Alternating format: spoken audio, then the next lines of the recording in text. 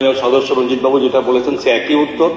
এটা বিচার বিবেচনা করা দেখা যাবে, অ্যামেন্ডমেন্ট কোথায় চেঞ্জ করার পক্ষে বিপক্ষে কি আছে আলোচনা করে এটা আমরা। ঠিক আছে।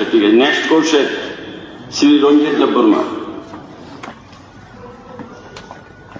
স্যার, মাই স্যার কোয়েশ্চেন টু রঞ্জিত দেববর্মা এবং দীপঙ্কর সেন মাননীয় বিধায়ক। দুইজন আছে, শ্রী রঞ্জিত দেববর্মা, শ্রী দীপঙ্কর সেন, একই question.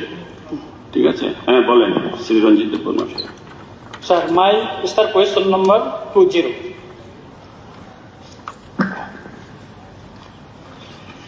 Honorable Speaker, sir, admitted start question number 20. প্রশ্ন 1, রামচন্দ্রঘাট বিধানসভা কেন্দ্রের অন্তর্গত একটি শুকরের ফার্ম এবং বিলোনিয়া বিধানসভার চিত্তামারাতে গরু, ছাগল, শুকর, হাঁস এবং মুরগির বৃহৎ একটি ফার্ম গড়ে তোলার কোনো পরিকল্পনা দপ্তরের আছে কিনা? উত্তর, রামচন্দ্রঘাট বিধানসভা কেন্দ্রের অন্তর্গত একটি শুকরের ফার্ম স্থাপনের পরিকল্পনা আপাতত দপ্তরের নেই এবং বিলোনিয়া বিধানসভার চিত্তামারাতে গরু, ছাগল, শুকর, হাঁস এবং মুরগির বৃহৎ একটি ফার্ম গড়ে তোলার দপ্তরের আপাতত কোন রকমের উদ্যোগ নেই।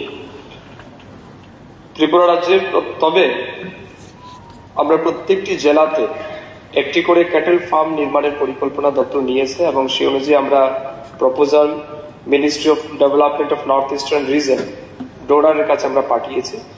এটা যদি আমরা অ্যাপ্রুভাল পাই তাহলে আমরা সাবসিকুয়েন্টলি সেগুলি নির্মাণ করব।